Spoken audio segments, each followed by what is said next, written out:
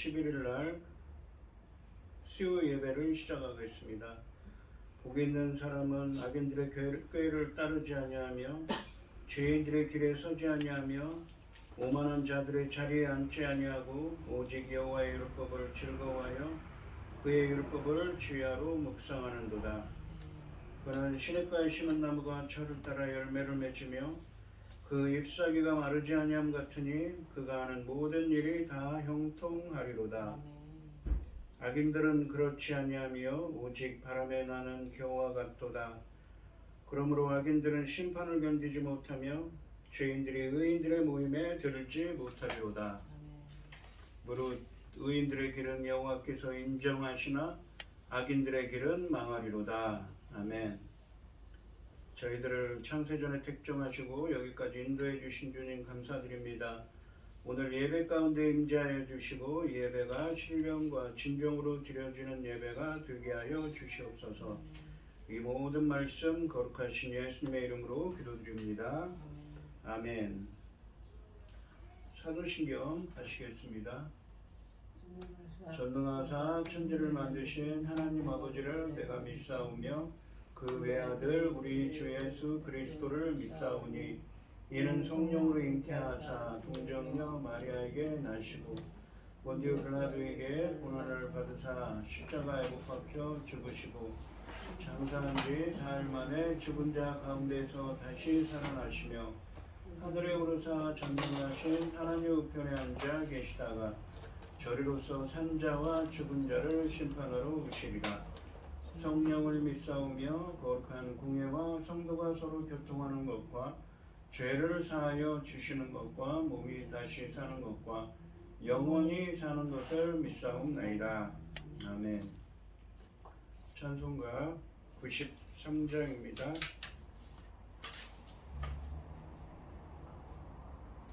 예수는 나의 힘이요 내 생명 되시니 구주 예수 떠나 살면 죄중에 빠지리 눈물이 앞을 가리고 내 맘에 근심 쌓일 때 위로하고 힘주시니 주 예수. 예수는 나의 힘이요 내 친구 되시니 그네를 간구하며 풍성히 받으리. 햇빛과 비를 주시니 추수할 복식 많도다. 귀한 열매 주시느니 주 예수. 예수는 나의 힘이요 내 기쁨 되시니 그 명령을 준행하여 늘 충성하겠네. 주야로 보호하시며 다른 길 가게 하시니 의지하고 따라가리. 주 예수.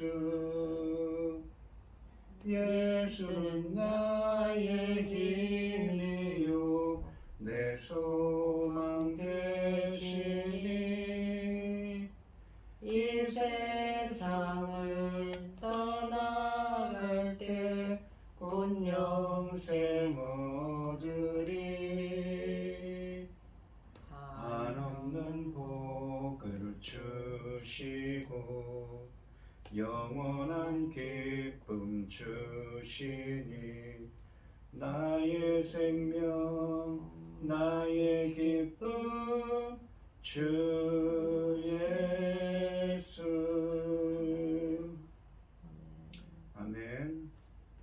오늘 함께 하실 하나님의 말씀은 이사야서 54장 9절에서 17절까지 말씀입니다. 54장 9절에서 17절까지 말씀입니다. 교독을 하겠습니다. 제가 먼저 읽겠습니다. 이는 내게 노아의 홍수와 같도다. 내가 다시는 노아의 홍수로 땅 위에 범람하지 못하게 하리라. 맹세한 것 같이 내가 내게 노하지 아니하며 너를 책망하지 아니하기로 맹세하였노니 산들이 떠나며 언덕들은 옮겨질지라도 나의 자비는 내게서 떠나지 아니하며 나의 화평의 언약은 흔들리지 아니하리라. 너를 긍휼히 여기시는 여호와께서 말씀하셨느니라. 너 곤고하며 광풍에 요동하며 안위를 받지 못한 자여, 보라 내가 화려한 채색으로 내 돌 사이에 더하며 청옥으로 내 기초를 쌓으며 홍보석으로 내 성벽을 지으며 성류석으로 내 성문을 만들고 내 지경을 다 보석으로 꾸밀 것이며 내 모든 자녀는 여호와의 교훈을 받을 것이니 내 자녀에게는 큰 평안이 있을 것이며 너는 공의로 설 것이며 학대가 내게서 멀어질 것인즉 내가 두려워하지 아니할 것이며 공포도 내게 가까이 하지 아니할 것이라. 보라 그들이 분쟁을 일으킬지라도 나로 말미암지 아니한 것이니 누구든지 너와 분쟁을 일으키는 자는 너로 말미암아 패망하리라. 보라 숯불을 불어서 자기가 쓸만한 연장을 제조하는 장인도 내가 창조하였고 파괴하며 진미라는 자도 내가 창조하였은즉 너를 치려고 제조된 모든 연장이 쓸모가 없을 것이라. 일어나 너를 대적하여 송사하는 모든 혀는 내게 정죄를 당하리니 이는 여호와의 종들의 기업이요 이는 그들이 내게서 얻은 공의니라. 여호와의 말씀이니라. 아멘. 기도하겠습니다. 온 땅이여 여호와께 즐거운 찬송을 부를지어다. 기쁨으로 여호와를 섬기며 노래하면서 그 앞에 나갈지어다. 여호와가 우리 하나님이신 줄 너희는 알지어다. 그는 우리를 지으신 이요 우리는 그의 것이니 그의 백성이요 그의 기르는 양이로다. 감사함으로 그 문에 들어가며 찬송함으로 그 궁정에 들어가서 그에게 감사하며 그 이름을 송축할지어다. 여호와는 선하시니 그의 인자하심이 영원하고 그의 성실하심이 대대이르리로다. 아멘. 천지 만물을 지으신 전능하신 하나님 아버지, 어리석고 보잘것없는 저희를 자녀 삼으시고 아버지의 그 크신 사랑 가운데 살아가게 하심을 참으로 감사드립니다. 세상은 분주하고 아버지 온갖 일로 소란스러울지라도 저희들 이 시간 하나님께 예배드릴 수 있도록 인도하시니 감사드립니다. 전능하신 하나님 아버지, 저희 나라 대한민국을 기억하여 주시옵소서. 불쌍히 여겨주시고 아버지 하나님을 기뻐하시는 이 나라 될 수 있도록, 이 민족 될 수 있도록 지켜주시옵소서. 전능하신 하나님 아버지, 이 시간 아버지 하나님 앞에 모든 것을 내놓고 아버지 기도드리고 있습니다. 아버지 기뻐하시는 자, 기뻐하시는 저희들 되도록 도와주시옵소서. 전능하신 하나님 아버지, 저희 나라 지켜주셔서 아버지 하나님 기뻐하신 열매 넉넉히 낼 수 있도록 도와주시옵소서. 열매 거둘 이 시대에 당신의 사랑하는 종 열매 거둘 말씀을 들고 단에 세우셨으니 이 말씀으로 인하여 아버지께서 기뻐 받으실 열매들이 넉넉히 나올 수 있기를 간절히 소원하옵고, 이 모든 말씀은 억만죄악 가운데에서 우리를 구원하여 주신 예수 그리스도의 이름으로 기도드리옵나이다. 아멘. 오늘 본문 말씀의 제목은 이 화평의 언약입니다. 이사야서 1장부터 39장까지 말씀은 이사야 선지자가 살던 주전약 740년경에서 700년경까지의 일을 예언하고 있습니다. 그렇다면 이 이사야서 40장부터 66장까지 말씀은 이사야 선지자가 살던 시대보다 약 100년 후를 내다보고 있습니다. 남유다가 바벨론의 포로로 끌려갈 것에 대한 이야기를 하고 있죠. 그리고 그 포로로 끌려간 상태를 전제로 이야기를 하고 있다고 했습니다. 이 지난 시간에 1절부터 8절까지 말씀에서는 이 포로기의 시온, 그러니까 이스라엘은 자식을 잃고 남편을 잃은 초라한 과거의 모습에 비유되고 있습니다. 이 남편이란 건 이 이스라엘과 하나님의 관계는 이 언약 관계이지요. 신의 산에서 맺은 그 옛 언약 관계입니다. 그런데 성경은 그 언약 관계를 남편과 아내, 결혼 관계로 표현합니다. 그러니까 과부가 됐다는 것은 남편을 잃어버렸다는 것이지요. 그것을 비유해서 표현하고 있습니다. 시온이 회복될 때, 시온, 그러니까 이스라엘은 젊었을 때의 과부의 수치를 다시는 당하지 않을 것이며 많은 자녀들을 낳게 될 것이라고 말씀하셨습니다. 그러니까 다시 언약을 회복하고 공의와 정의를 향하는 하나님 나라의 백성 예수 그리스도의 십자가의 대속을 통해서 그러한 은혜가 임한다고 했습니다. 공의와 정의를 향하는 하나님의 나라의 새 언약 백성으로 재창조하신다는 말씀입니다. 시온이 더 이상 수치를 당하지 않는 근거는 하나님이 그들의 남편이 되어 결혼관계를 회복하고 언약을 회복하게 되고 그들로 인자와 공의와 정의의 열매를 영원토록 맺게 하시기 때문입니다. 즉 공의와 정의를 향하는 하나님 나라의 새 언약 백성으로 재창조하실 것이기 때문에 가능한 것입니다. 이스라엘이 죄를 범함으로 잠시 버렸지만 하나님께서 큰 긍휼과 영원한 자비를 베푸셔서 그를 다시 사랑받는 아내로 회복시키겠다고 말씀하셨습니다.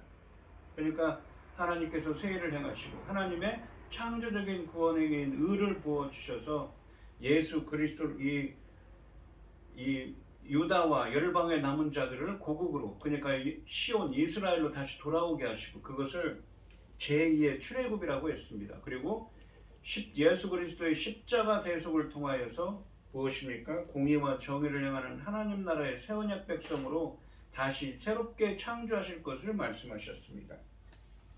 이것은 이 제2의 하나님이 예수 그리스도를 통한 새로운 출애굽이라고 신학적으로 말씀드렸습니다. 오늘 본문 말씀에서 9절과 10절 말씀에서는 1절부터 8절까지 말씀에서 하나님과의 언약 관계가 회복되고 공의와 정의를 행하는 하나님 나라의 백성이 되게 한다는 약속을 확증하기 위해서 새 언약이 체결될 것을 말씀하고 있습니다. 9절 말씀해 보시면 이는 내게 노아의 홍수와 같도다. 내가 다시는 노아의 홍수로 땅 위에 범람하지 못하게 하리라. 맹세한 것 같이 내가 네게 노하지 아니하며 너를 책망하지 아니하기로 맹세하였노니. 지금 바벨론의 포로로 끌려가 있습니다. 이 죄 때문에. 그런데 다시는 이스라엘 백성들을 구원하시고 나서는 노아의 언약처럼 그들을 다시는 버리지 않고 멸망시키지 않겠다는 말씀입니다. 노아의 언약이 무엇입니까? 물로 모든 생명들을 다 쓸어버린 후에 하나님께서 무지개를 주시죠. 그 무지개를 통해서 언약을 주십니다. 다시는 물로 심판하지 않겠다고 이 창세기 9장에 보시면 노아에게 언약을 주십니다. 이 9절 말씀은 새 언약의 의의를 노아 언약에 대입시켜서 설명합니다. 창세기 8장 21절과 창세기 9장 11절 말씀에서 노아 홍수 이후에 하나님이 노아 언약을 맺어 다시는 물로 땅을 영원히 멸망시키지 않을 것을 약속하셨음을 상기시키시고 새 언약은 노아 언약처럼 백성을 영원히 멸망시키지 않기 위한 언약임을 말씀하고 계십니다. 10절 말씀을 보시면 산들이 떠나며 언약들은 옮겨질지라도 나의 자비는 내게서 떠나지 아니하며 나의 화평의 언약은 흔들리지 아니하리라. 너를 영원히 여기시는 여호와께서 말씀하셨느니라 라고 말씀하십니다. 1절부터 8절까지 말씀에서 설명했던 것처럼 과거했던 시온, 그러니까 하나님과의 언약 관계가 깨어지고 바벨론의 포로로 끌려간 이스라엘, 유다죠. 정확히 얘기하면 남유다지요. 유다가 이 하나님과의 결혼 관계를 회복하고 공의와 정의를 행하는 하나님 나라의 새 언약 백성이 되는 근거는 새 언약의 체결에 있습니다. 새 언약은 이 이사야서 53장에 나오는 고난받는 종을 통해 체결되는 언약입니다. 10절 말씀은 이 새 언약을 화평의 언약, 이 화평은 샬롬이라고 해서 보통 평화, 평강, 화목, 화평이라고 번역됩니다. 그리스도께서 그분의 죽음을 통해 성도와 하나님 사이에 이루신 평화를 의미합니다.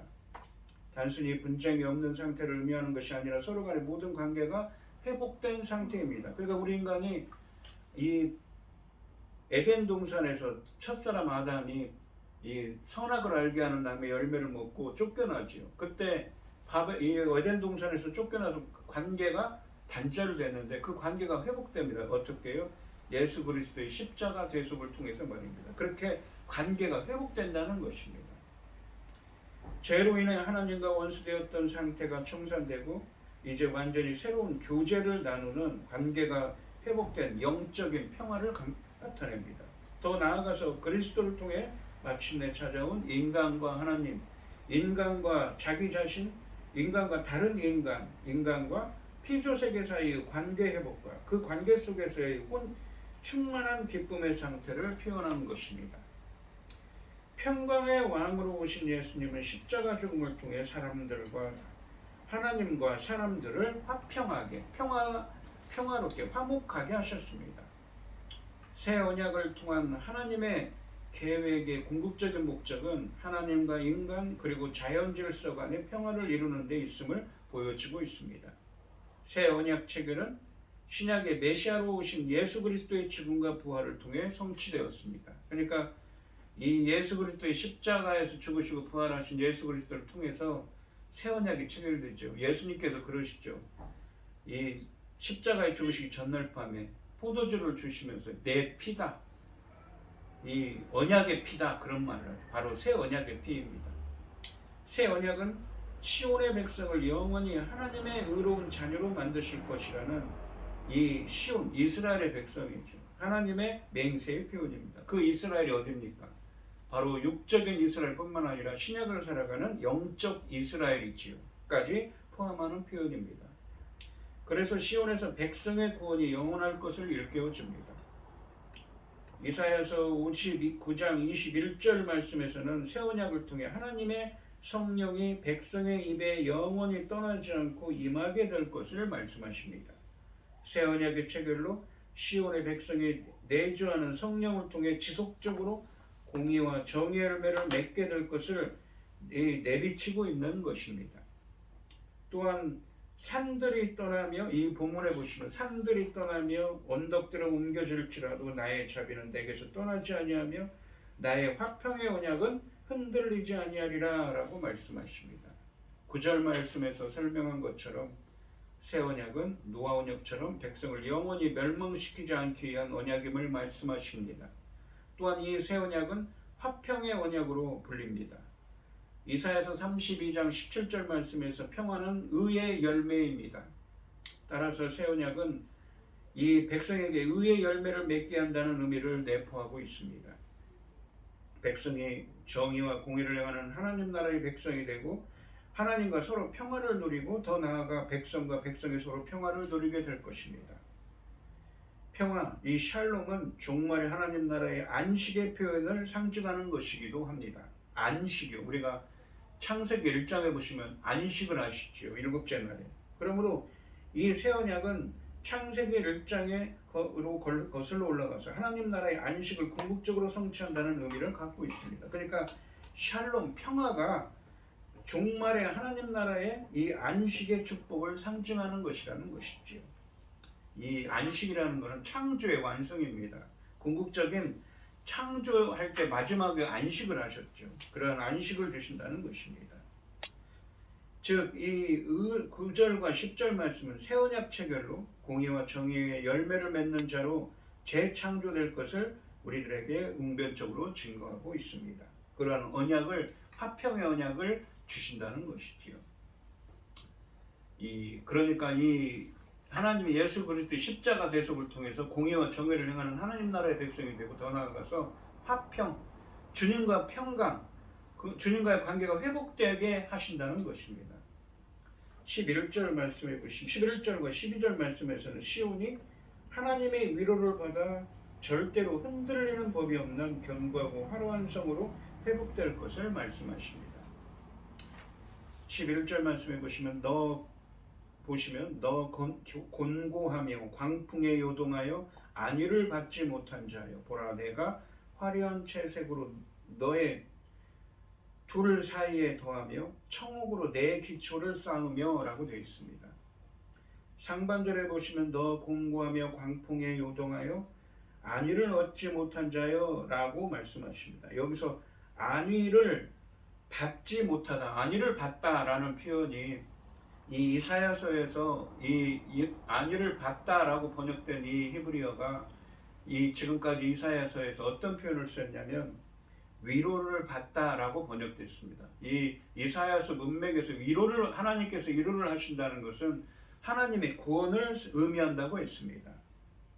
이전에는 흔들리었던 시온은 하나님의 위로, 그러니까 구원이 없어서 위태로운 상태였습니다.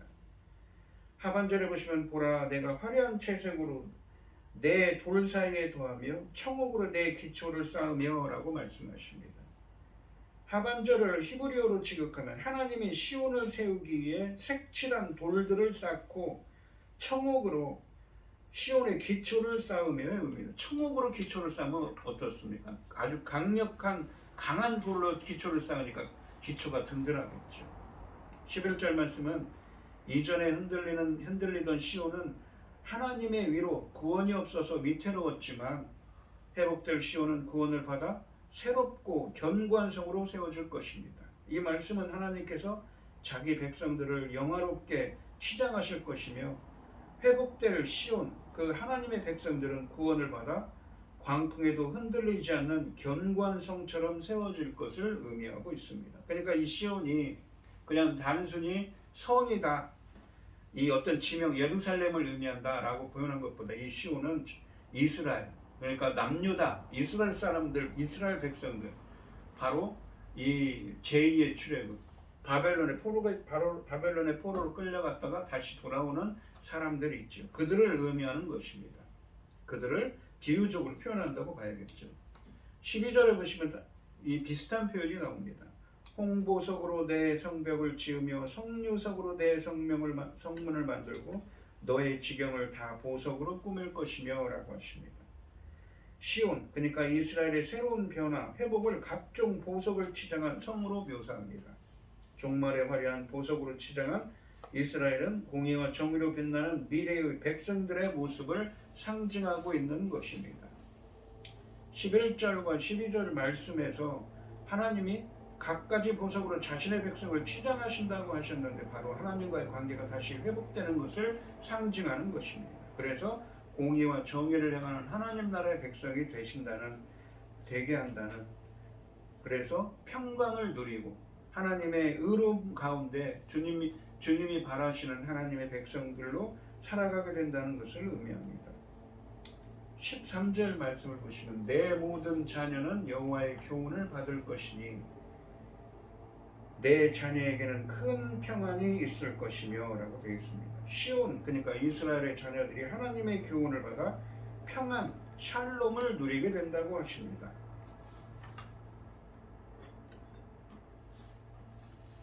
상반절에 보시면 내 모든 자녀는 여호와의 교훈을 받을 것이니 라고 하십니다. 교훈을 받다 라고 번역된 히브리어 단어는 배움을 받다의 의미입니다.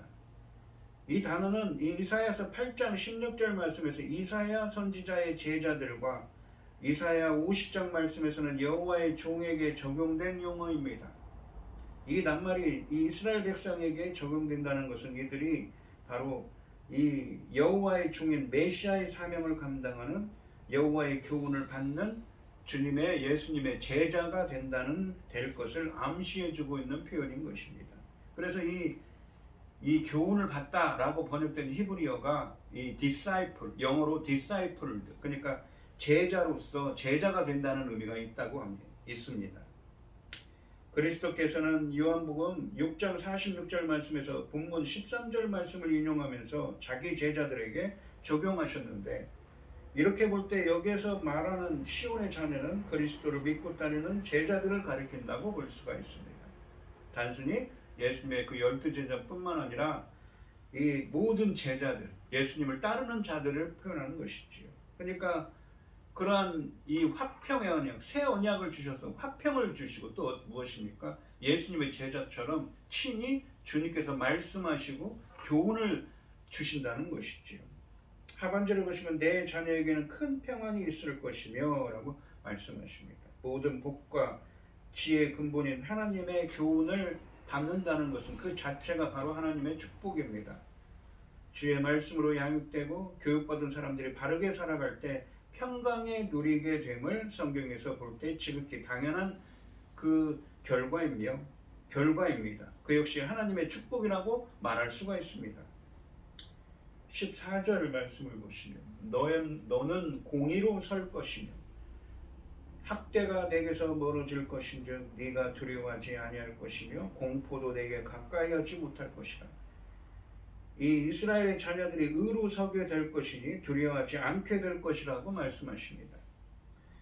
먼저 너는 공의로 설 것이다 라고 말씀하시는데 바로 이사야서 53장 말씀에서 말씀한 것처럼 이 공의라는 것은 이 하나님과 인간 간의 관계를 바른 관계를 규정하는 하나님의 의로운 심판입니다.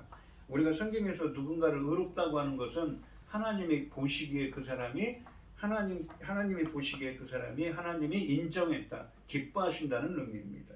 또한 이 의미는 무엇입니까? 바로 이 하나님의 창조적인 구원 행위를 의미한다고 했습니다. 다른 의미가 있죠.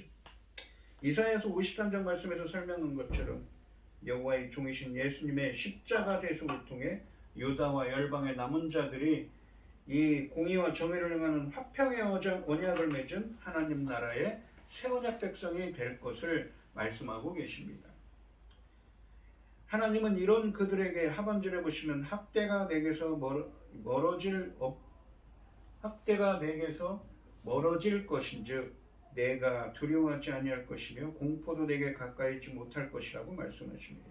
다시는 포로로 잡혀가는 일이 없기에 두려워하지 않게 될 것이라고 말씀하고 계십니다. 15절부터 17절까지 말씀에서는 시온에 분쟁을 일으키는 대적하는 자들은 패망할 것이며 여호와의 종들이 하나님으로부터 의를 얻게 될 것을 말씀하고 계십니다. 15절 말씀을 보시면 보라 그들이 분쟁을 일으킬지라도 이 나로 말미암지 아니한 것이니 누구든지 너와 분쟁을 일으키는 자는 너로 말미암아 패망하리라. 이 여호와께서는 이스라엘의 구원과 회복, 그들이 누릴 번영과 축복에 대해 선언하시면서 한편으로는 또한 주의 백성들을 대적하는 무리가 있을 것을 가르치십니다. 하나의 재앙이 지났다고 해서 모든 고난이 지나간 것은 아니며 여전히 하나님의 백성을 대적하고 위협하려는 무리들이 있음을 의미합니다. 또한 이 대적들의 패망은 앞에 9절과 10절, 14절 말씀에서 언급된 여호와의 보호와 일관되는 사상이기도 합니다. 16절과 17절 말씀을 보시면 보라 숯불을 불어서 자기가 쓸만한 연장을 제조하는 자기도 내가 창조하였고 파괴하며 진멸하는 자로 내가 창조하였은즉 하나님이 창조주하는 미시라는 거죠. 너를 치려고 제조된 모든 연장에 쓸모가 없을 것이라. 일어나 너를 대적하여 송사하는 모든 혀는 내게 정죄를 당하리니 이는 여호와의 종들의 기업이요 이는 그들이 내게서 얻은 공의니라 여호와의 말씀이니라 라고 하십니다. 이 16절 말씀에서는 이 창조주 하나님에 대한 말씀을 하셔요. 17절 상반절에 보시면 너를 치려고 제조된 모든 연장이 쓸모가 없을 것이라. 일어나 너를 대적하여 송사하는 모든 혀는 내게 정죄를 당하리니 라고 말씀하십니다. 창조주 하나님은 시온을 파괴하러 오는 자들의 연장을 쓸모없게 하실 것입니다. 그리고 이 이스라엘을 향해 송사하는 자는 오히려 정죄를 당할 것이라고 말씀하십니다. 근데 이것은 단순히 그 이스라엘 사람들에게만 해당되는가요? 아닙니다. 오늘날을 살아가는 영적 이스라엘인 이 오늘날을 살아가는 성도들에게도 표현되는 적용되는 말씀인 것이지요. 이렇게 예수 그리스도를 십자가 대속을 통하여 공의와 정의를 향하는 하나님 나라의 화평의 언약을 통하여 하나님의 백성이 된 자들은 함부로 할 수 있는 자들이 없다는 의미입니다. 이와 같은 말씀은 오늘날 하나님의 백성이 된 우리에게 대적자들을 두려워할 필요가 없음을 일깨워주고 있습니다. 대적이 이스라엘을 공격하더라도 하나님이 시온을 보호하실 것을 말씀하십니다. 이 말씀은 오늘날 예수 그리스도를 믿는 성도는 공격하는 악한 영적 세력에 또한 대비해 깨어 있어야 함을 말씀하고 있습니다. 베드로전서 5장 8절에 보시면 근신하라 깨어라 너희 대적마귀가 우는 사자같이 두루 다니며 삼킬 자를 찾나니 라고 말씀하시는 것처럼 말입니다. 즉 하나님이 보호해 주실 것을 알려주고 그럼에도 불구하고 이런 상황에서도 하나님께서 보호해 주실 것을 말씀하고 계신 것이지요. 하반절에 보시면 이는 여호와의 종들의 기업이요 이는 그들이 내게서 얻은 공인이라 라고 하십니다. 이 이는 이라는 것이 이것은 이라는 의미입니다. 이것이 무엇인가 라고 했을 때 다양하게 해석할 수 있는 이거 여기서는 문맥적으로 보시면 앞에 15, 16절에서 한 것이죠. 악한 것들이 함부로 하지 못할 거라는 것이죠. 하나님께서 보호해 주실 거라는 것이라고 볼 수가 있습니다. 그렇게 해석한다면 기업이라는 말은 소유, 상속 재산입니다. 하나님께 여호와의 종들이 누구입니까? 하나님의 종이 원래는 예수 그리스도라고 되어 있는데 여기서는 여호와의 종들은 누구입니까? 바로 공의와 예수 그리스도의 십자가 대속을 통하여 공의와 정의를 행하는 하나님 나라의 백성이 된 성도들이 있지요. 그런 사람들에게는 이것이 이러한 어떤 악한 것들이 함부로 할지라도 하나님께서 보호해 주시는 은혜가 그러한 하나님 나라의 백성들에게는 기업이 된다는 것입니다. 기업이라는 것은 소유, 상속 재산입니다. 상속, 물려받은 재산이죠. 하나님께서 물려주시는 소유가 되고 이는 그들이 내게서 얻은 공인이라 하나님께서 얻게 되는 공의, 의로움이라고 합니다. 이 의로움은 무엇입니까?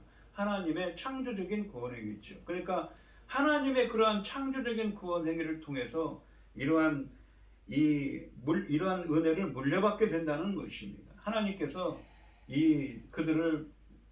그들이 함부로 상처 입지 않도록 하나님의 백성들을 보호하신다는 말씀입니다. 오늘 본문 말씀을 보시면 이 1절부터 8절까지 말씀에서 하나님과의 언약 관계가 회복되고 공의와 정의를 행하는 하나님 나라의 백성이 되게 하신다는 약속을 확증하기 위해 새 언약이 체결될 것을 말씀하십니다. 새 언약은 노아 언약처럼 백성을 영원히 멸망시키지 않기 위한 언약이라고 말씀하시면서 하나님이 새 일을 행하시고 하나님의 창조적인 구원에게 은혜를 부어주셔서 이스라엘과 열방의 남은 자들이 이스라엘로 오게 될 것이며 예수 그리스도의 십자가 대속을 통해 하나님과 화평의 언약을 맺고 공의와 정의를 행하는 하나님 나라의 새 언약 백성, 영적 자손이 되게 하실 것을 말씀하고 있습니다. 하나님께서 자기 백성들을 영원롭게 치장하실 것이며 회복될 시온은 구원은 받아 광풍에도 흔들리지 않는 견고한 성처럼 세워질 것입니다. 평강을 누리며 공의와 정의를 행하는 하나님 나라의 백성이 될 것이라는 말씀입니다.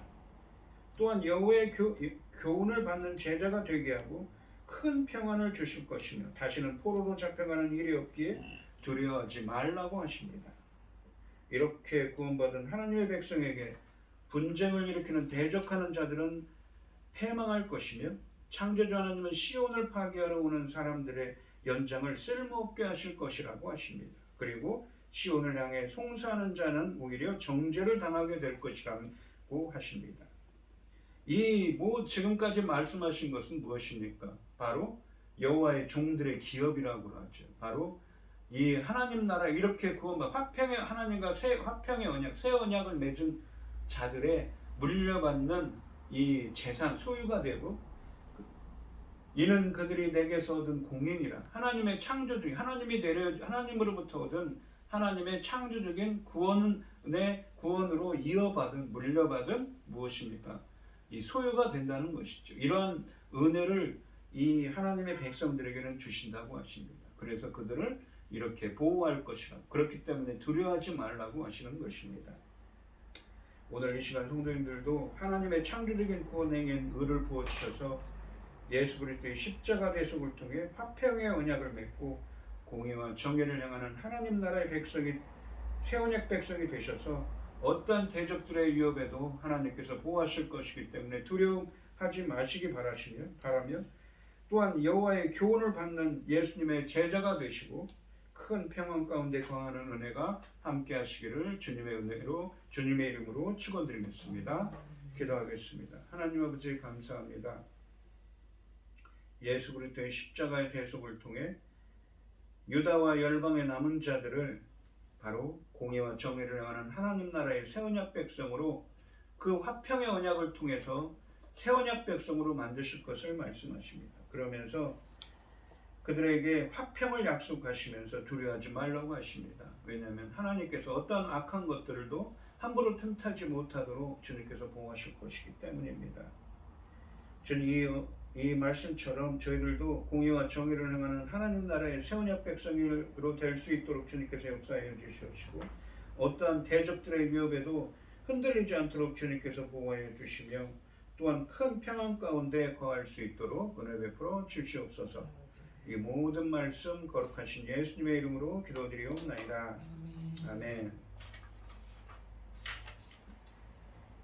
찬송가 370장을 하시고 축도하심으로 오늘 예배를 마치겠습니다.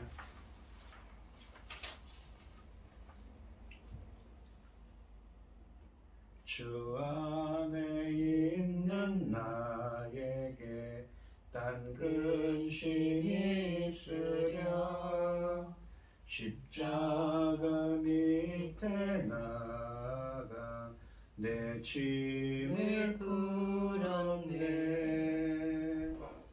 주님을 찬송하면서 할렐루야 할렐루야 내 앞길 멀고 험해도 나 주님만 따라가리. 그 두려움이 변하여 내 기도 되었고 전날의 한숨 변하여 내 노래 되었네. 주님을 찬송하면서 할렐루야 할렐루야 내 앞길 멀고 험해도 나 주님만 따라가리. 내 주는 자비하셔서 늘 함께 계시고 내 궁핍 밤을 아시고 늘 채워주시네. 주님을 찬송하면서 할렐루야 할렐루야 내 앞길 멀고 험해도 나 주님만 따라가리. 내 주와 맺은 언약은 영불변하시니 그 나라 가기까지는 늘 보호하시네. 주님을 찬송하면서 할렐루야 할렐루야 내 앞길 멀고 험해도 나 주님만 따라가리. 아멘. 이제는 주 예수 그리스도의 은혜와 아버지 하나님의 극진하신 사랑과 성령의 교통하심이 화평의 언약을 맺기를 소원하는 성도들 머리 위에 이제로부터 영원히 함께 있을지어다. 아멘. 아멘.